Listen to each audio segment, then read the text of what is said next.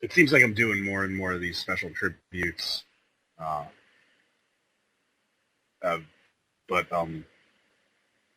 in times of great national stress, and this is what this week has been, a stressful week for us nationally.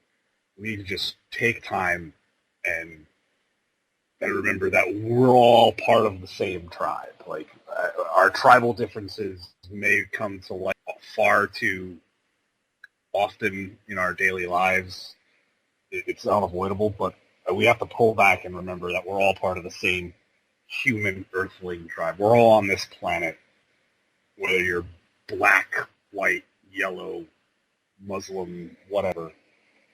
And I'm completely unaware. I think the words of the great John Cena, and if you saw that internet video this week, I mean, that video right there, if John Cena was running for president, he's got my vote. But I think we just need to remember in all the events that have happened in Baton Rouge and Minnesota and terrible tragedies that happened in Dallas last night. I kind of just stress peace and understanding. And that sounds like some real hippy dippy shit to say, but I mean, we're all part of the same planet. There's far more that unites us than divides us. Mm-hmm. So yeah, there'll be no intro. This is just a moment of silence for everybody that has lost their lives this week.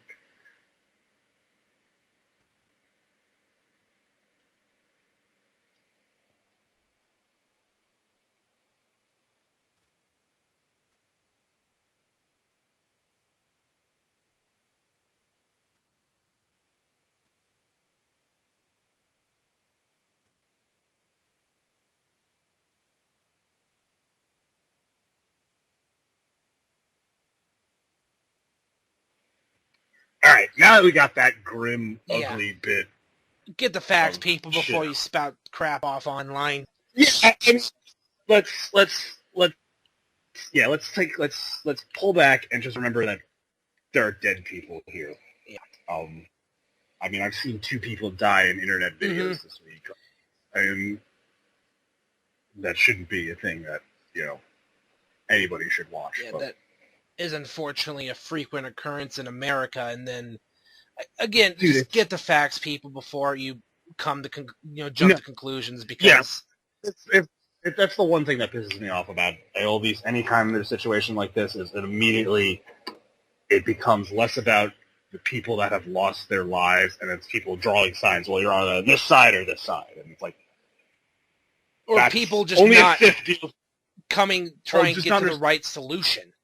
Trying to fix the root of the problem, as opposed to, like there was someone, I'll say it right now, on my local newspaper Facebook page said, Black Lives Matter, just like ISIS. Like, oh yeah, dude, I saw that and I almost engaged, and that shit like that infuriates me. Mm-hmm. So it comes on both sides. Believe me, speaking as a member of the left, our side is just as guilty of flaming rhetoric as the lesser. Maybe not as much so, but we have the people on our side that spout the same almost ignorant level shit. Mm-hmm.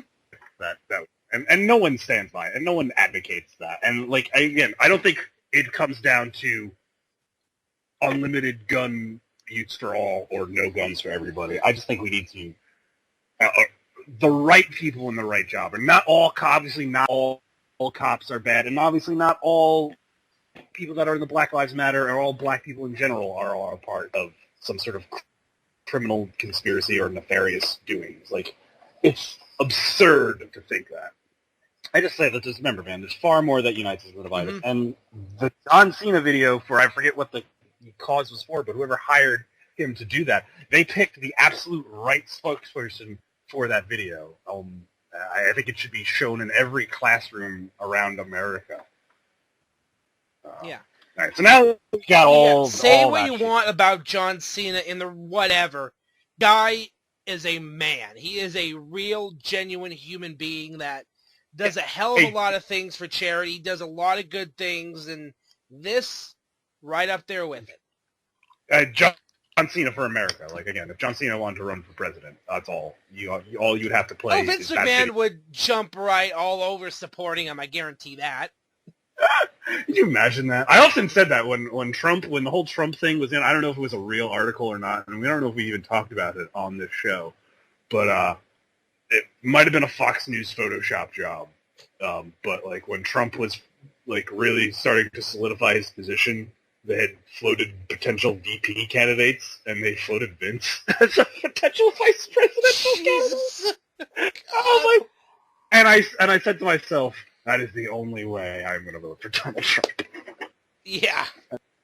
And then potentially, oh no, I don't even want to talk about it. Yeah. So, anyway, let's pivot. Let's pivot to something. The fact that this is the second time this week we've tried to record the Final Deletion podcast. Yeah, well, you know what? Yeah, you know what? Some things happen. We get so into the podcast yesterday, we got lost track of time and we accidentally lost the recording. Pretty much the entire episode. But yeah, we would have had to redo it anyway because there was a bit of news that happened. So everything works out in the end. Exactly. If you have been living under a rock for the past few days or a week, you might not know that UFC 200 takes place this Saturday in Las Vegas at the T-Mobile Arena. Their first UFC event in the new arena in Vegas. So that should be a good show. Not only is that taking place, we have not one, not two, but three, count them, 3 championship title fights. And the return of God, Brock Lesnar. This has been one of the craziest build-ups to it. Like, I remember, think about it. Brock Lesnar has been the main event in UFC 100 and now UFC 200. Well, he's not going to be the main event now that we have this, and we'll get to that. We'll get to that first because, Fight Week was going off without a hitch. All the media events went up. They had the weigh-ins or the press conferences and all that other. Misha Tate on Snapchat taking a picture with Brock Lesnar who's got Reebok logos covered up because unless you're going to pay the man, he's not going to rock your shit. Reasons why I love Brock Lesnar. Brock Lesnar cares not for your sports endorsement deals, your merchandise or performance wear endorsement deals. Yep. That's what makes again yet another reason why I love Brock Lesnar right there. So Fight Week was going off without a hitch until about Wednesday night around 9 p.m. Eastern. I think it was around the 9 and 10 o'clock hour. Roughly, yeah. ESPN broke the news that John Jones had drug tests. I think it might have been a B sample. All the technical mumbo jumbo of what happened is he had a positive test for a performance enhancing substance, and it would keep him out of the main event at UFC 200. This supposed grand rematch, this what was supposed to be his return to the throne of the not just the light heavyweight division, but truly the UFC as a whole, as its reigning biggest draw and the face of the franchise, face of a rumored $4 billion franchise. By the way, that story is not going away. It seems to be that it's just a matter of time before the sale of the UFC is announced as official. That's a whole different story. We'll do that more of that when it comes official. But for about 24 hours, there was this uncertainty of who would face Daniel Cormier. Yeah, you were originally wondering how fast can Conor McGregor get to 205. I was wondering because I'm pretty sure Dana White and maybe even Conor McGregor himself, probably knowing the noted opportunist that he is, to come in and come to the rescue, because I think he was supposed to be on this fight card. He was supposed to be on the UFC fight card, but his whole shenanigans with Dana White and his momentary retirement, yada yada yada. So we were in this. I'm going to say, if I was Dana White, I would have looked into it too. Googled how fast a human being can gain 25 pounds of muscle. Mm-hmm. Just saying. Just throwing it out there. Yeah. So it was announced. There's rumors. The rumors started to circulate in the midday, but it was finally officially confirmed later that night that it will be Anderson Silva stepping into the cage against Daniel Cormier. This will still be for the light heavyweight title, right? Like Cormier. I don't think so. He's not. Ooh, so this is just going to be a super fight. Pretty much. I think what the heck's going on here? This is such short notice. I think it's only going to be a 3-round fight. Okay. So, yeah. See, I think they should just fuck it. It's for the title. Put Anderson Silva in there.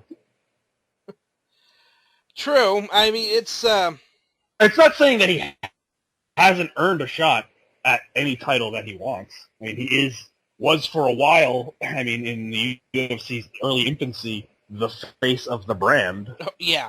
He had, he set records, longest undefeated streak, longest title streak. He held that title, that middleweight title, for like 7 years. It is so much so that it's... I was still in high school when he won it, so that's how long ago it was. I was still gainfully employed. There you go. Yeah, credit to Anderson Silva for, roughly about 2 days' notice, jumping in, taking a fight. He's going to get a massive payday on this. I mean, all these guys on the card are going to get... Massive. It's not only the massive payday, it's also the Dana White owing you one. Like, that in and of itself, and especially with this rumored impending sale of UFC, I mean... Dana White is going to see a lot more money from this, and I don't know how much the fighters, much of the $4 billion the fighters are actually going to see. Probably 0.0%, given UFC's prior business model. It's going to be Dana White's going to be a good guy to have owing you in the near future. I feel. It's probably also one of the reasons why Anderson Silva did it. It's a smart move by him. And this is a chance to also rebuild his legacy. Like, if Anderson Silva comes in and knocks out or defeats the reigning light heavyweight champion, it restores a little bit of that luster that he's lost in losing to Bisping and losing to Weidman, and the suspension that he had to serve. So, it's going to be It's not the same as John Jones, Daniel Cormier, because I think that's, for me, right now, probably up there with probably one of the best rivalries in the UFC. Of course, this is also not Anderson Silva, training for however long, ready for a fight. He literally took this 2 days' notice. I mean, I'm not saying he was sitting on a beach in Rio before. Oh, no. I'm sure he was definitely training, but he really wasn't training for to fight, Cormier. Yeah, which is again, can be a challenge for some people. I think Anderson Silva's skill set is to the point where, Weidman, I wouldn't say Weidman got lucky. Weidman just got the right hit at the right time. So that's not luck. That's timing.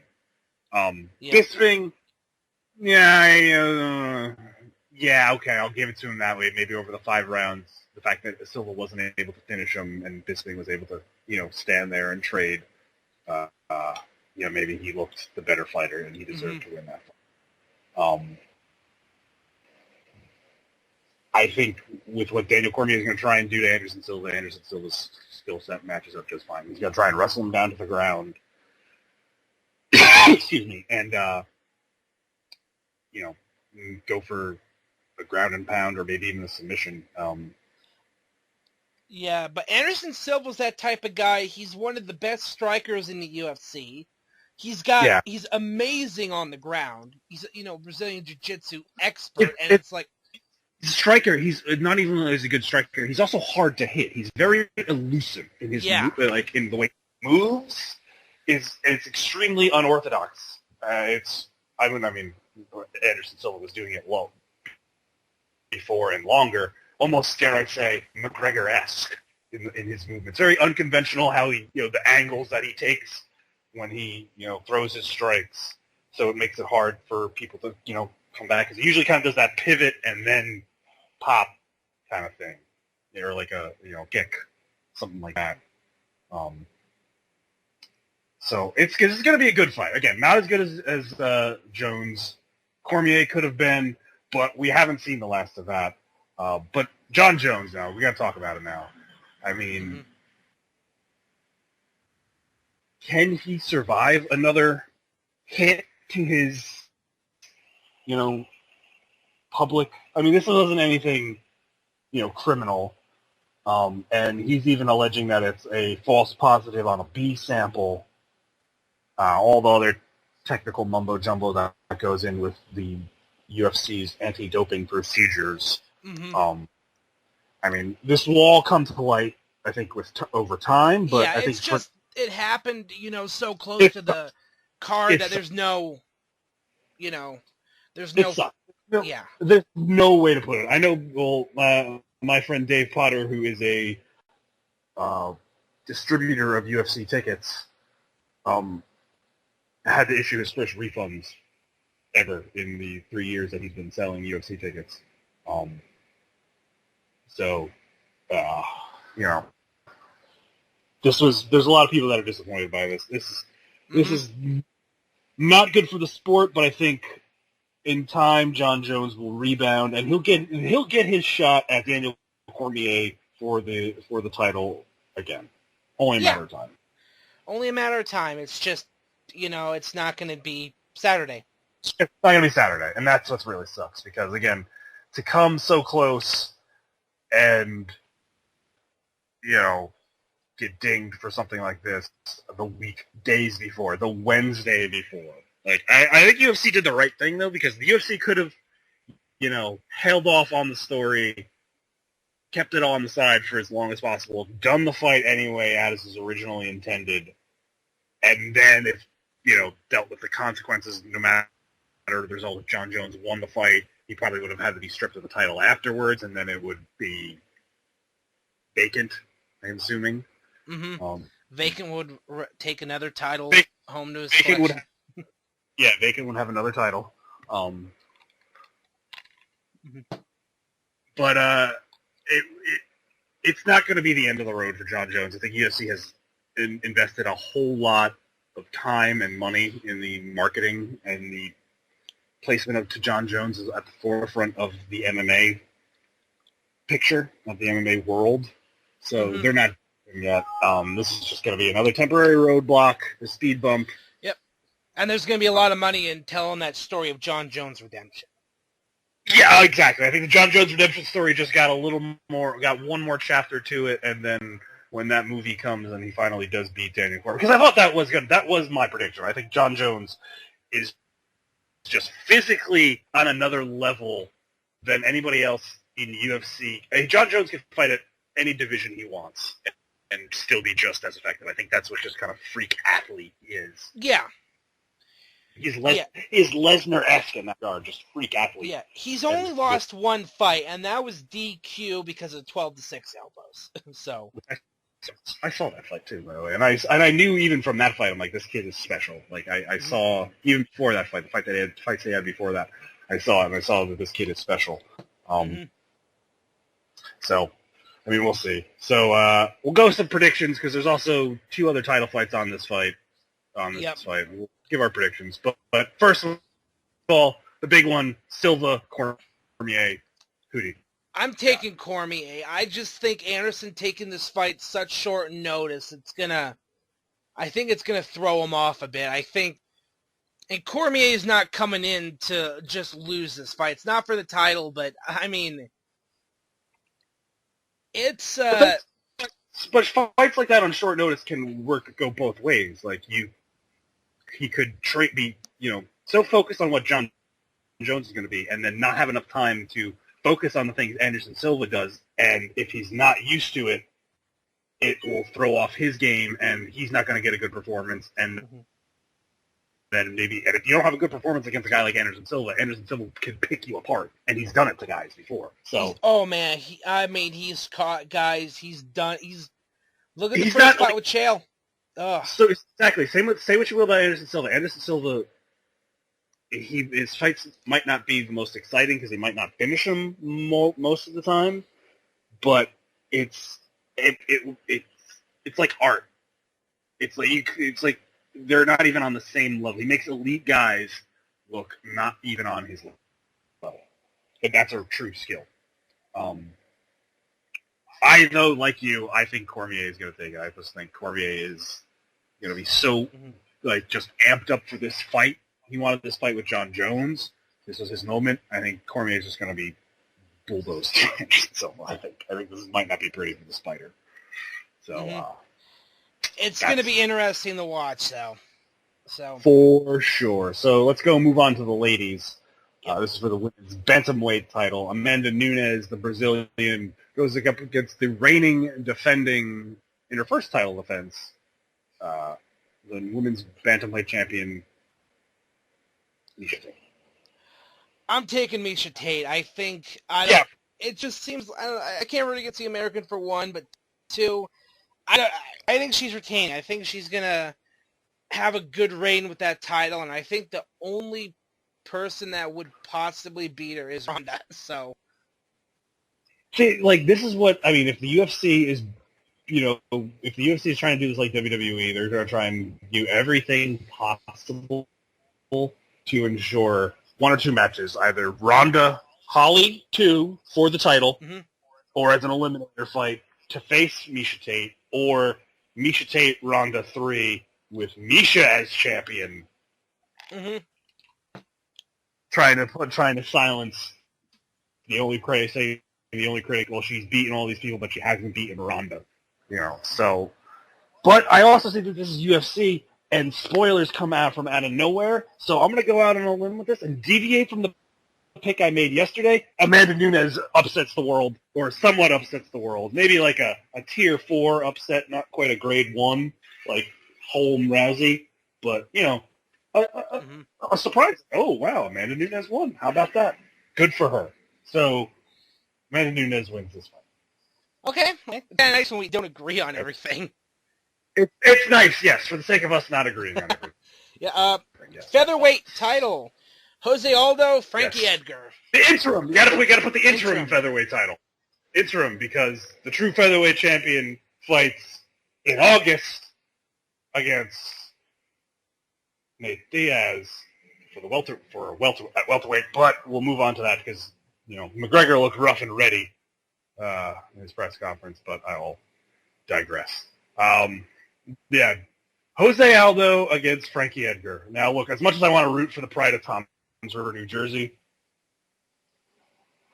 I can't deny everything that Jose Aldo did in his career up to the McGregor fight, because up to the McGregor fight, he was pound for pound all-time great in MMA. Who knows how much did him? We'll see. God, this was a really hard. I want Frankie Edgar to win. To see him get that career moment, because I think that's a guy who's been pining away and just is always been on the cusp, or gets forgotten about, or gets almost there and then loses. I want it as much. I would love to see him do this, but I just think Jose Aldo is on the redemption train, and he wants his respect back, and he's definitely lost a lot of that. I think he'll get that back. I think Aldo wins by decision. I think Edgar will give him 5 rounds, but Jose will find a way to figure out Frankie. I mean, I wish Frankie the best of luck. I can't hate a guy from the Dirty Jurors, but I think Aldo is on a whole nother level. Yeah, Jose Aldo. I think he's gonna take it. He's too good. I mean, I love Frankie Edgar, but damn, Jose Aldo is just one of those guys that's on another level. Again, if it wasn't for the McGregor fight, we would be talking about Aldo as one of the top 5, or dare I even say, the best pound-for-pound fighter in the history of the sport. What he's very good at. So he's so very dangerous in almost every aspect of MMA. It's insane, and we'll hope to see that week hopefully see he doesn't have such a weak chin. I think McGregor got in his head. That's what I was going to say. I think the McGregor fight was an aberration, and he got in his head. He charged forward. Conor just caught him. Mm-hmm. That's what Conor's been working on. That kind of like, I think, one punch kind of knockout thing. So yeah, I think that was just the time that worked. I don't know if that's always going to work again. That's not indicative of Jose Aldo having a weak chin or anything like that. Mm-hmm. I think you just get hit like that. There's nothing to do. There's no defense for that. Yeah, it's. So, I mean, we'll see, man. Who knows? Now on to the fourth and what is, I guess, the biggest fight for me and Nick. Yes. Our Lord and Savior, your Lord and Savior, Brock Lesnar, representing Canada, which is weird, but I'm totally down for it. Brock Lesnar does not adhere to our traditional notions of regional borders. Yes. Brock Lesnar does whatever the fuck Brock Lesnar wants. Or sports endorsement deals. Or sports apparel endorsement deals. He does not care. Yeah. Unless you're paying the man. Or he does not care. Exactly. Or you pay him. He does not care about what beer is sponsored. He's going to do whatever he wants. And I think that's what I'm looking for. I think we're witnessing Brock. If you see it in the press stuff that he's done, we're witnessing Brock in his natural element, where he's a lot more comfortable in UFC than he is in WWE. Like in WWE, he doesn't say a word, comes out. I mean, I'm sure he's, interacts with, the people that he knows and the people that talk to him in the back and stuff like that.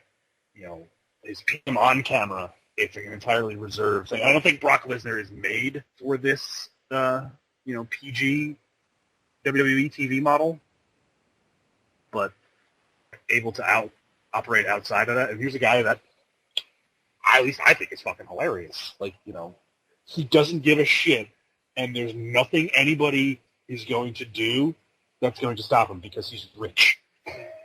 So when you're rich, physically imposing like he is, you can do whatever you want, except murder people. You can do everything you want except murder people.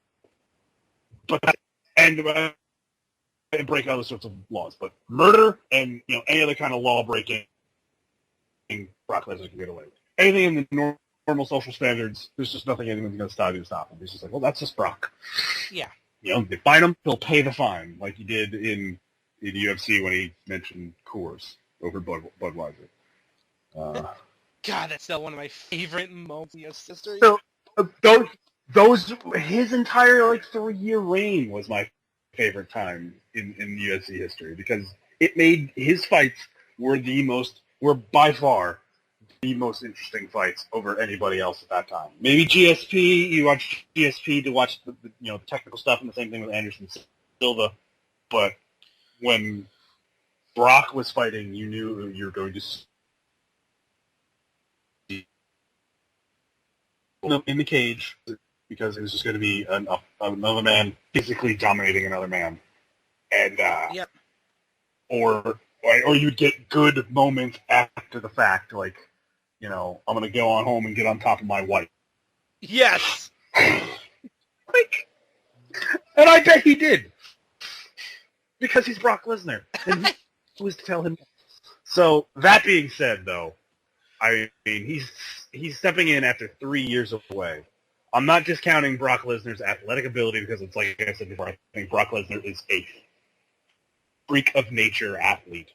Both, again, like these are two guys that both have to cut weight to make the 265 limit at UFC. Mark Hunt, though, presents, like Alistair Overeem and like Cain Velasquez, dangerous matchups for Brock Lesnar in their skill set. Right. Because what Brock always hasn't done well or hasn't excelled in was his striking. That was always been, you could say, the one thing. He doesn't have that kind of one-punch knockout power. He has power to wear you down with his fists, and when he gets you he's driving them from a very short distance on your already prostrate body, that's going to hurt a lot. I think he hit Couture in the fight like 135 times. I counted. He was just dropping blows on him. Connecting, too. Like, he hit Randy Couture a bunch of times. So that, war of attrition kind of damage stuff that he can do. But he can't do what Mark Hunt can do. And Mark Hunt has perfected what has become known as the walk-off knockout. Mm. Like, if you don't know what a walk-off knockout is, if you're listening to this podcast, a walk-off knockout is a last-second or unexpected last-round KO when you thought the fight was going to go a different way. You thought the fight, okay, Mark Hunt's going to lose this fight by decision because he's just not doing anything, and then Mark Hunt, pow! Crack! Down. Yeah. That can absolutely happen to Brock Lesnar in this fight, and if I'm Brock Lesnar, I'm going to do everything I can to take away his advantage and immediately try and take him down to the ground where I have the unequivocal advantage and just insert my will across him. I want Brock Lesnar to win. Yep. I just don't know if Brock Lesnar is going to be able to do that after a 3. I'm less sure, and forgive me, Lord, for doubting you, but I think Mark Hunt might knock Brock Lesnar out. Yeah, I'm in the same camp, and I'm sitting here. I'm wearing a Suplex City shirt right now. I want to go without other confidence that say Brock Lesnar's undoubtedly going to win this fight. Mark Hunt stands no chance. I can't say the fact that I can't say that. I have to say Mark Hunt is going to win this fight. Yeah, because Mark Hunt is just knocks dudes out left and right. Yeah, Mark Hunt is a scary motherfucker. Brock Lesnar is a scary motherfucker. But a guy that can just one-punch you... They're too scary. Yeah, they're two scary guys in the cage, but like in their personal lives and like at home, they're just two very withdrawn. They're very similar. You can almost say Mark Hunt is Samoan Brock Lesnar. Mm. Except without the,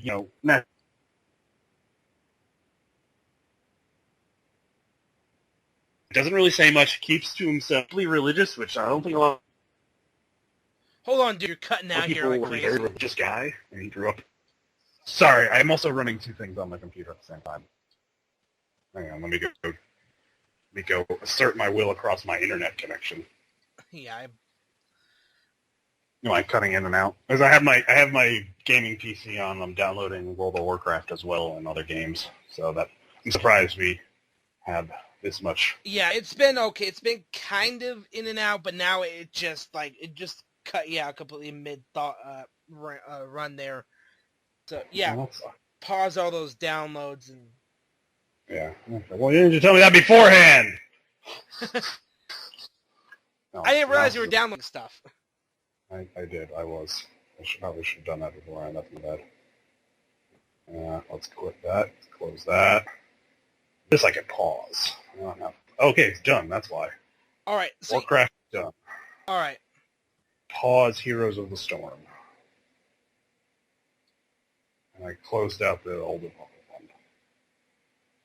But I'm also on the... Oh, it's all the same internet. Better? Yeah, so what were you saying about Brock and Mark Hunt basically being very similar? Yeah, very similar. Both very reserved, family men, religious, which I don't think a lot of people probably know about Brock Lesnar. Brock Lesnar probably, I wouldn't say deeply religious, but, God-feared man. Nice Midwestern Christian boy. Yep. So there's a lot they're very similar in their demeanor and personality, but when they get into that, they're two very vastly different fighters. I think Brock Lesnar's going to try and, get him down to the ground and go for maybe a submission or pummeling him that way. And Mark Hunt's just going to try and dodge or weather whatever Brock Lesnar throws at him and then try and find the big bomb. And I think it's only, as the longer the fight goes on, the more it's in Hunt's favor. Yeah.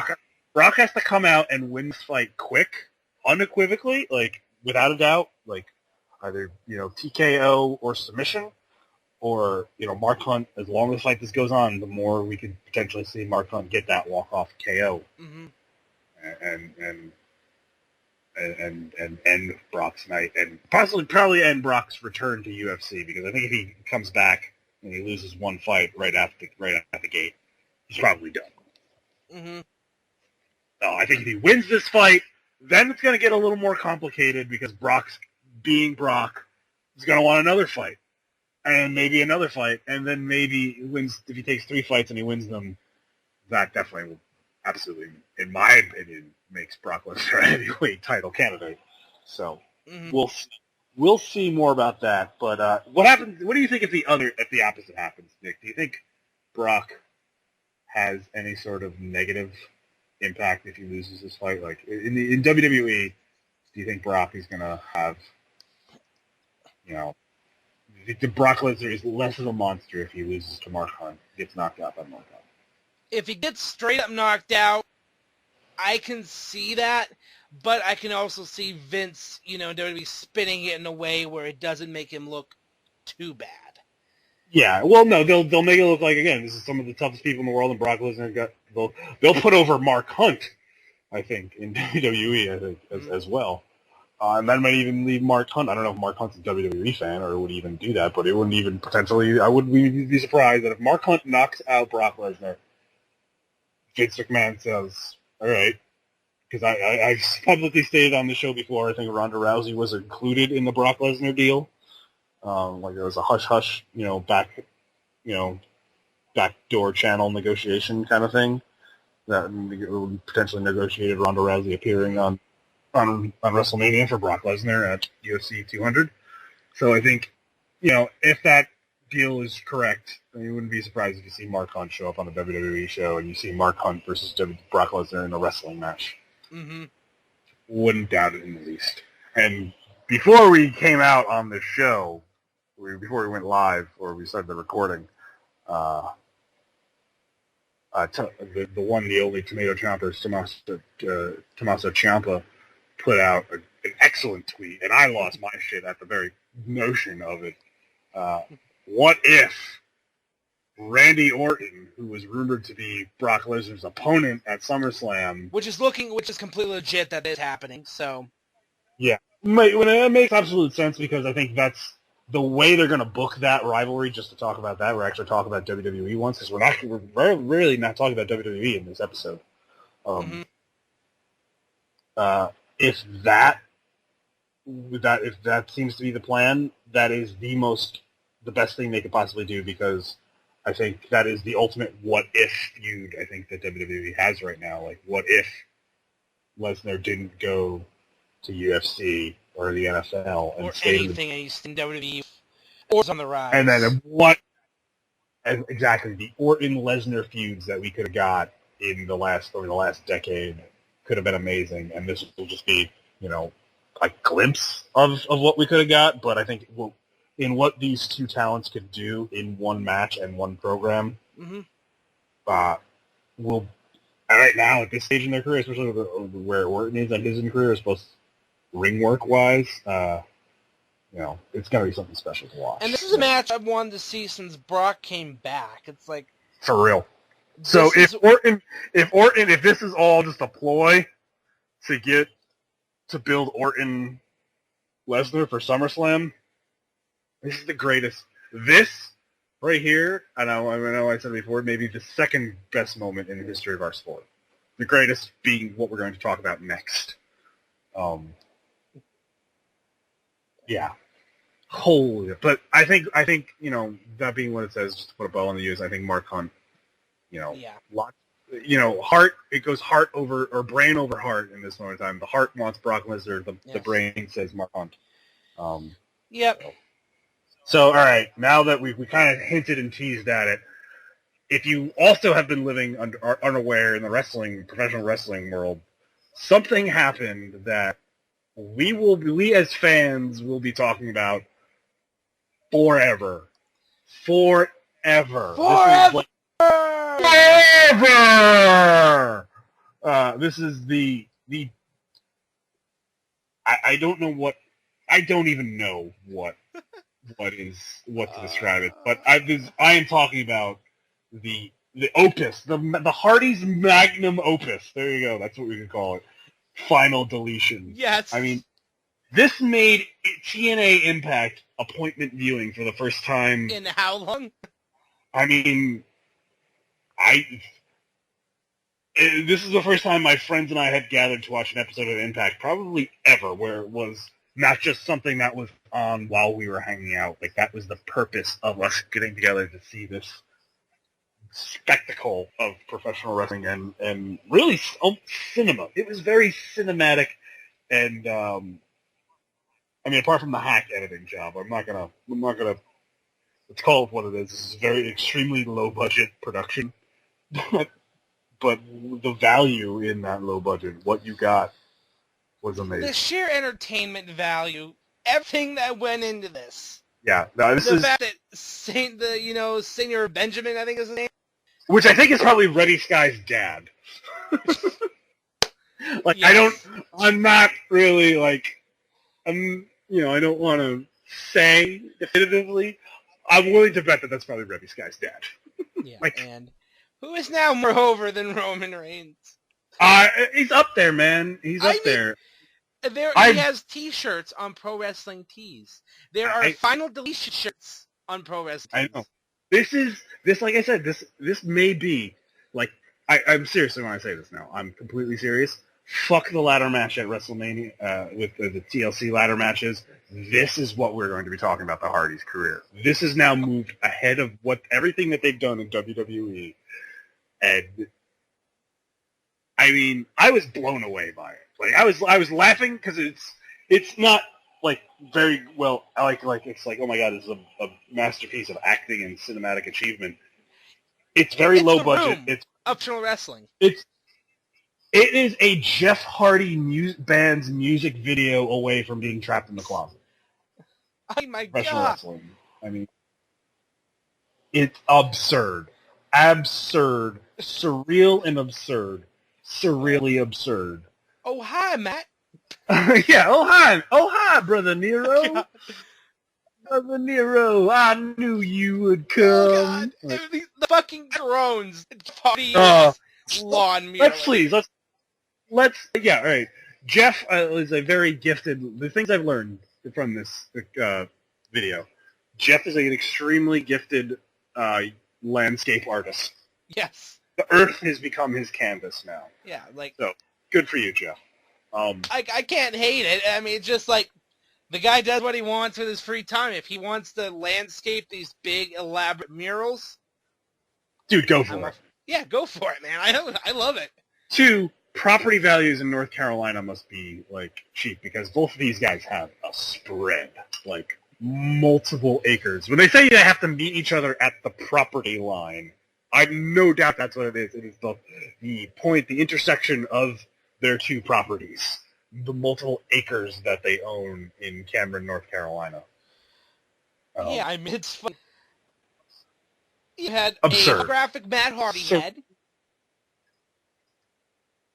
Yes, he calls it his fleet of aerial assault robots. It's even got to the point where I even talk in the cadence of his voice now. Like, what he is doing now is what he's going to be known for the rest of his career. And I can't wait till, like, he's done with the character so we can interview him or, like, figure out what was the process behind this. I want to know. I need to know. I know. Oh my god! Like, if you haven't watched it already, you don't have to sit through the entire episode of Impact because I really thought it was going to be the full hour and we were going to get like this, hour-long fight between Hardys. But it was only technically 17 minutes. They sparsed it out throughout the show. But the full 17-minute director's cut is a work of art, man. Like, at least 3 times already, at least. Oh shit! You're damn right. Oh shit! Like, they're shooting each other with fireworks. Oh my god! Like, I liked it so much because this is essentially what me and my friends were doing in 2007. Like, wrestling in a backyard, construction lights, fire, really stupid stunts, like just dumb shit.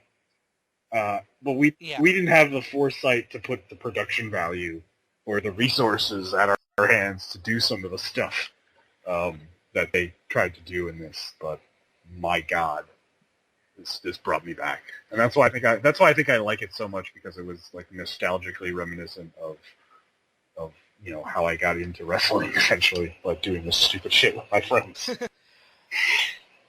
Fuck, there been the false finish Willow deal.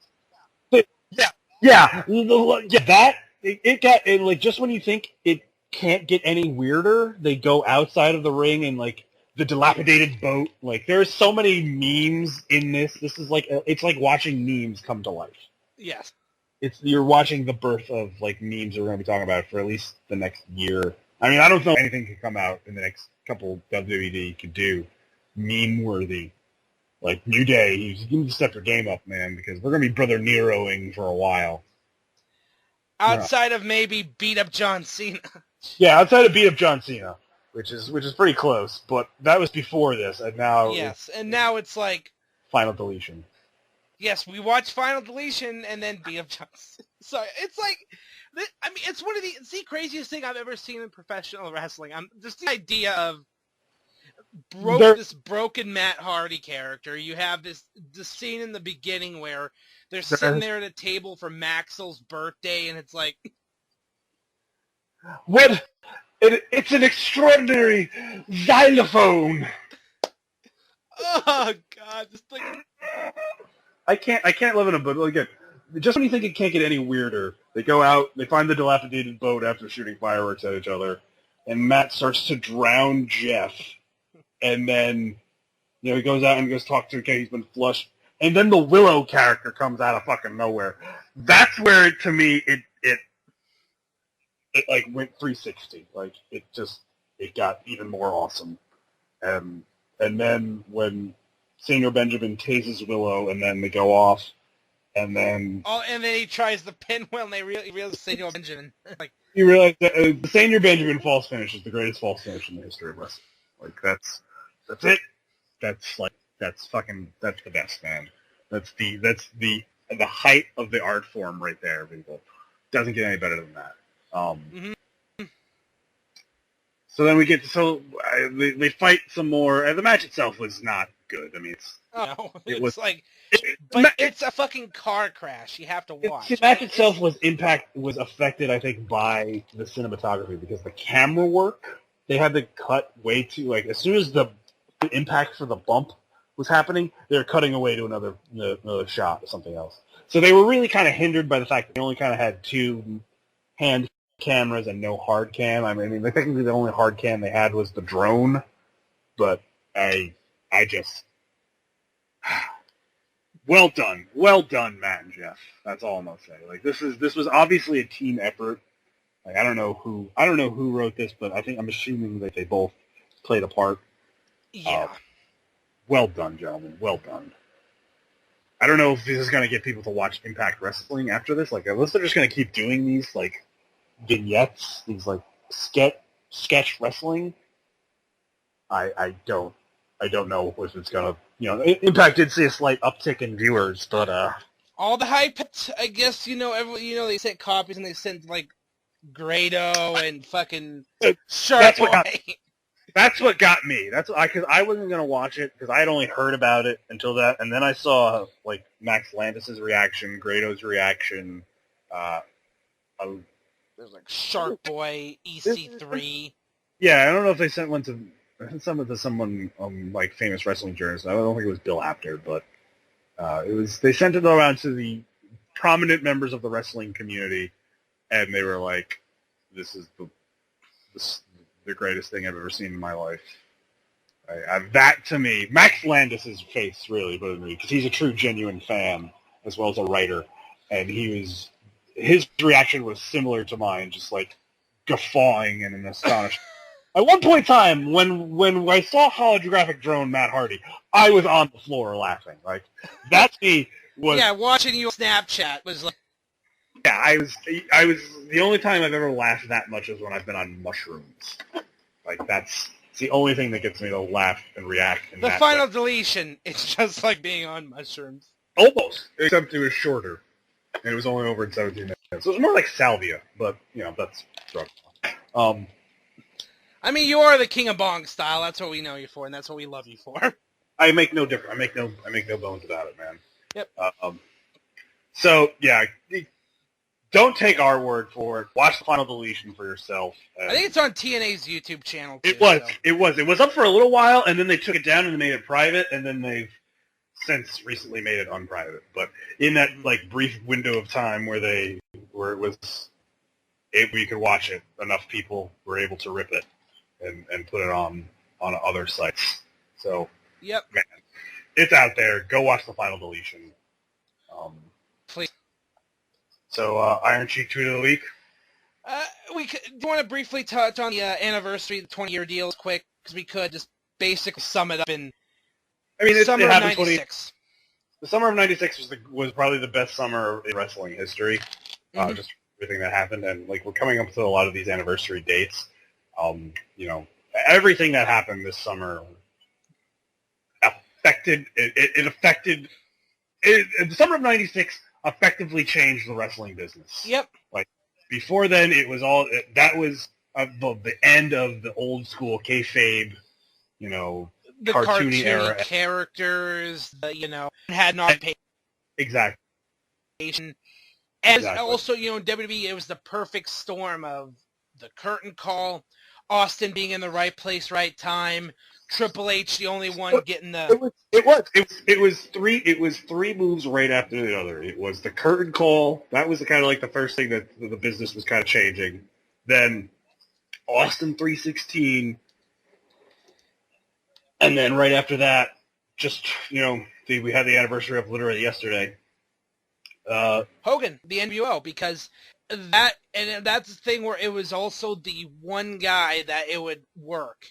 Because if that was Sting or if that was Luger or anybody else, it wouldn't have been as effective. But because it was Hogan... it wouldn't have... No, the thing is, it would have been effective because it would have gotten that guy heat, and that guy would have been a heel now. But it wouldn't have potentially have exploded to the levels that it did. Hulk Hogan was a bigger piece of dynamite, bigger boom. That's essentially what it is. Yeah. And Hogan was the baby face. He was the guy, take your vitamins, say your prayers, he was a father figure to everyone in the 80s. Yeah. He was a father figure to an entire generation of young men.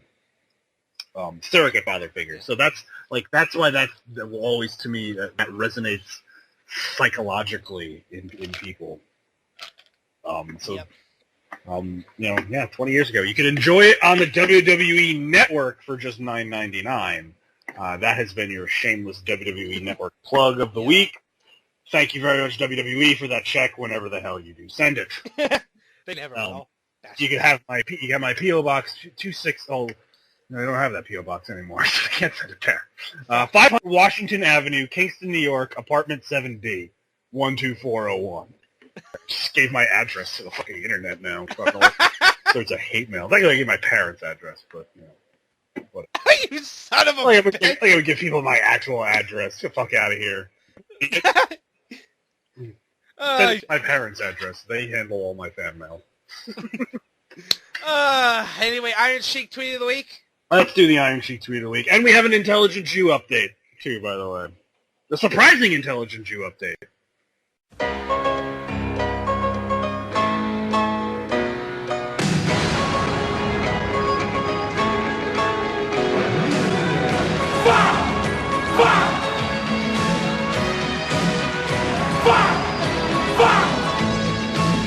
Fuck him! I talked to him! I want to know, are you the man or are you a fucking piece of shit? No good motherfucker.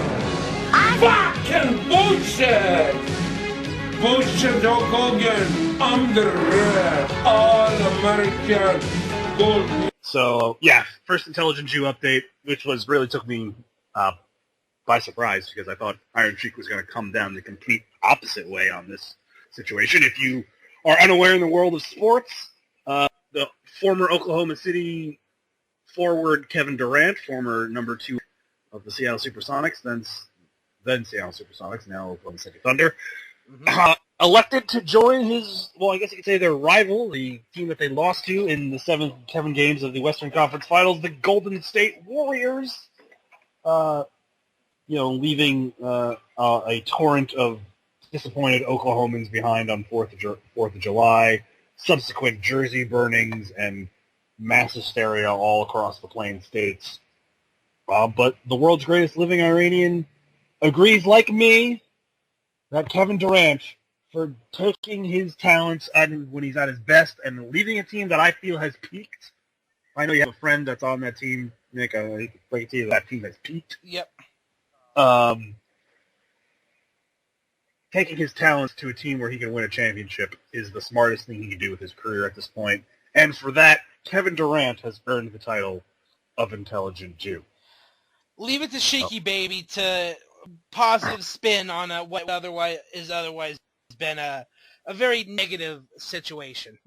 You know what? I think as far as the negativity, it's because Oklahoma City is a smaller market, we're not seeing it. I don't know we're talking sports on the show, but because Oklahoma City is a smaller market, we're not seeing it because it become as prolific as LeBron leaving Cleveland. I got into this with people on another sports forum that are trying to say that, because this is bigger than LeBron, Chris Bosh, and Dwayne Wade going to play for the Heat because the Heat weren't good the year before, and then Durant going to a team that's already established. All right, that doesn't matter, but that's not nearly as big as LeBron leaving Cleveland affected an entire region of people, a larger region than Oklahoma City is going to.